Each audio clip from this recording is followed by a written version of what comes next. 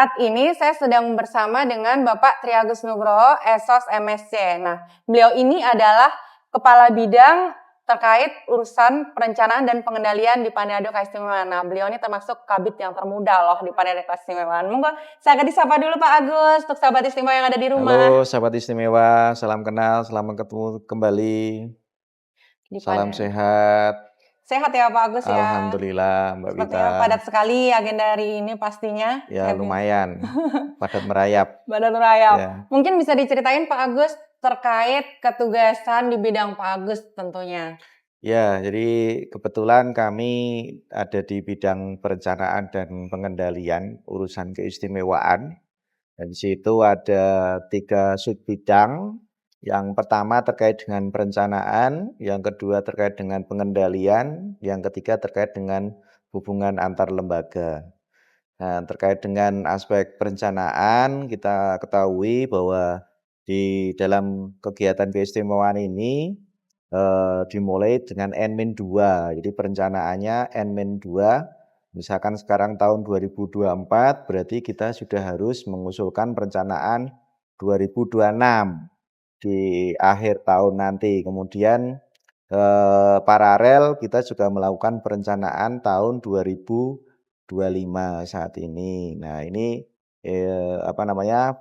sambil berjalan, jadi paralel. Nah, mekanisme perencanaan ini juga mengakomodir terkait dengan perencanaan dari kelurahan, juga mengakomodir perencanaan dari kabupaten kota maupun dari DIY sendiri. Nah, di DIY sendiri itu dilaksanakan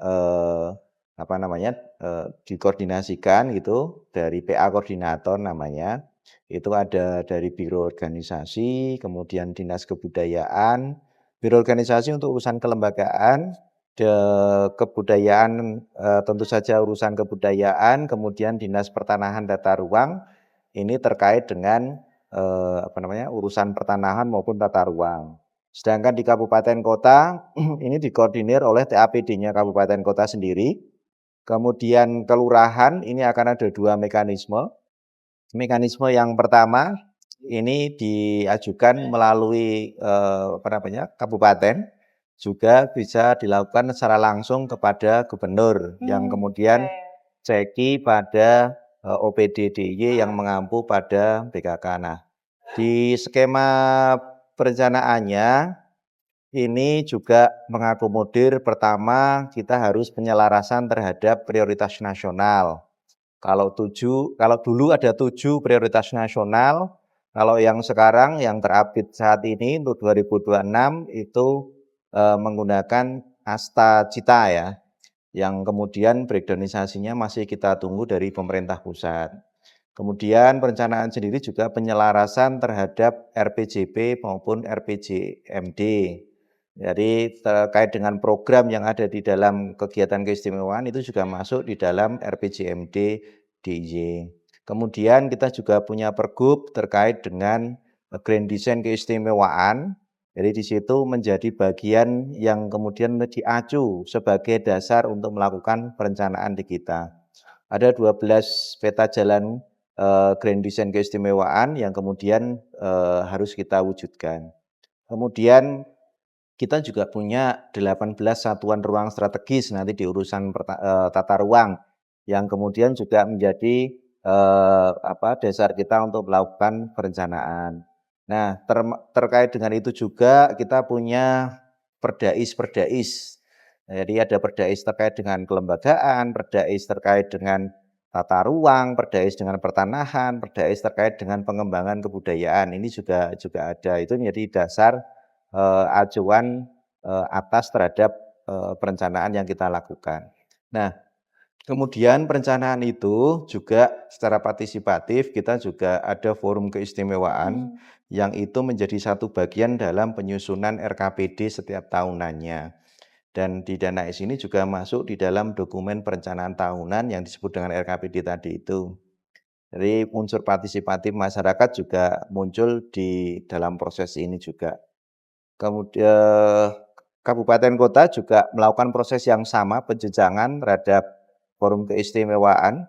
Kemudian kalau yang kalurahan itu menggunakan forum musrenbang di kalurahannya juga untuk kemudian mengusulkan terkait dengan aktivitas keistimewaan itu.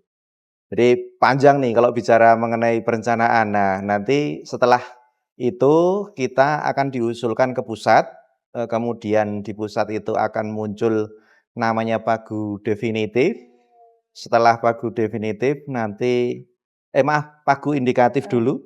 Kemudian nanti setelah pemerintah pusat menetapkan ada pagu terhadap yang dana keistimewaan, maka baru muncul pagu definitif. Nah, setelah itu dilakukan penyesuaian dan penilaian kembali terhadap kesesuaian usulan dari pemerintah pusat. Jadi penentunya adalah pada pemerintah pusat terkait dengan perencanaan. Nah, terkait dengan kita bicara pengendalian nih. Di pengendalian dana keistimewaan sendiri itu pencairannya ada 3 tahap. Tahap 1, tahap 2, dan tahap 3 yang masing-masing ini berbasis kinerja. Jadi tahap 2 bisa dicairkan ketika target kinerja fisik maupun keuangan kita di tahap 1 itu sudah mencapai 80%.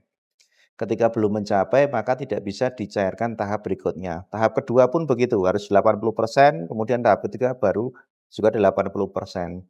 Nah, ini tentunya kenapa kemudian di dana keistimewaan atau kegiatan keistimewaan, kewenangan keistimewaan itu butuh aliran kas yang sangat pasti.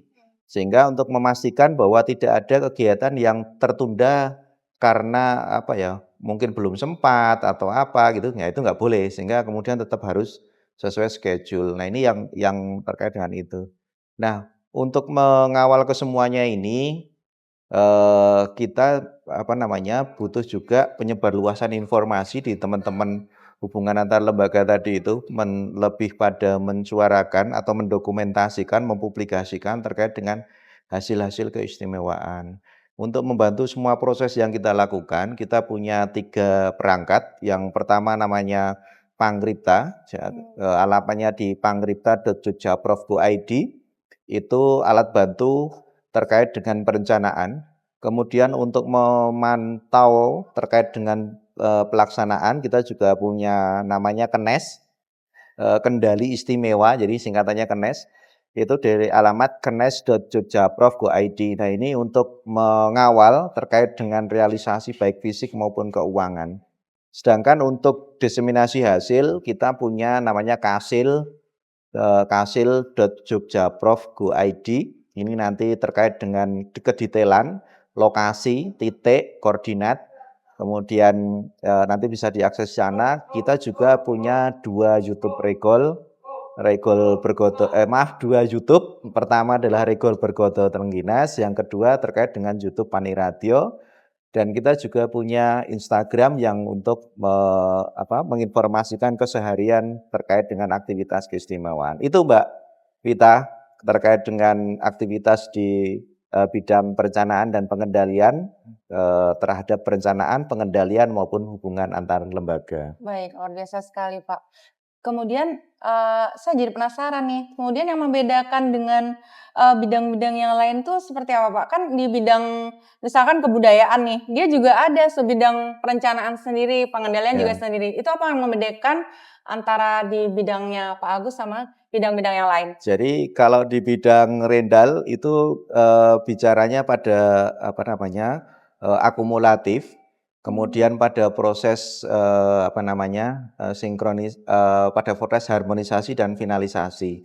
Kalau di teman-teman di bidang itu harmonisasi di dalam satu urusan, kalau di bidang Rendal itu harmonisasi antar urusan dan finalisasi terkait dengan pengusulan perencanaan maupun terkait dengan realisasi hasil fisik maupun keuangan. Jadi perbedaannya ada di situ. Kalau teman di bidang dia lebih spesifik bicara mengenai rincian, kemudian aktivitas kecil yang ada di rincian subaktivitasnya.